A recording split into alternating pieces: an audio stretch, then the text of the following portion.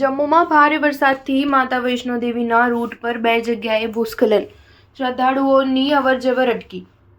મા વૈષ્ણોદેવી ભવન ખાતે 2 જગ્યાએ ભૂસ્ખલન થયું હતું, પરંતુ યાત્રા સરળ રીતે ચાલુ છે। બુધવારે રાત્રે શરૂ થયેલો ભારે વરસાદ ગુરુવારે સવાર સુધી ચાલુ રહ્યો હતો। ગુરુવારે સવારે લગભગ 11 વાગે મા વૈષ્ણોદેવી માર્ગ પર બાણગંગા વિસ્તારમાં ગુલશનનગર પાસે ભૂસ્ખલન થયું હતું। ઘટના સમયે યાત્રા ચાલુ હતી, પરંતુ સદભાગ્યે કોઈ યાત્રાળુને ઈજા થઈ નથી। ઘટના બાદ આ વિસ્તારમાં શ્રદ્ધાળુઓની અવરજવર પર પ્રતિબંધ લગાવી દેવામાં આવ્યો હતો અને પથ્થરો હટાવવાનું કામ શરૂ કરવામાં આવ્યું હતું, જે સાંજ સુધી ચાલુ રહ્યું। સાંજે 7 વાગે રસ્તો સાફ થતાં વાહન વ્યવહાર ચાલુ થયો હતો। આ રસ્તો બંધ હોવાથી ભક્તોને મા વૈષ્ણોદેવીના પ્રવેશ દ્વાર દર્શની દેવદીથી ચેતક ભવન થઈને નવા તારાકોટ માર્ગ તરફથી યાત્રા ચાલુ રાખવા માટે કહ્યું હતું। તેમજ ગુરુવારે રાત્રે મા વૈષ્ણોદેવીની યાત્રા ચાલી રહી હતી, ત્યારે પરંપરાગત માર્ગ પર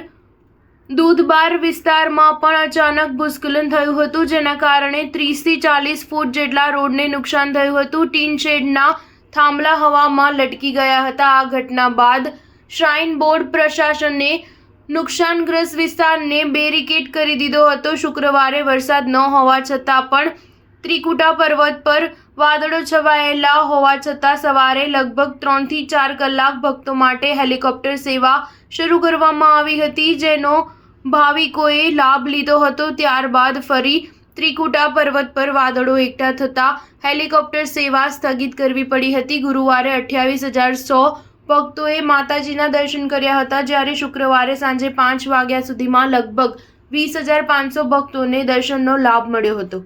સ્ટાર ન્યૂઝ 7 હંમેશા સચ્ચાઈની સાથે।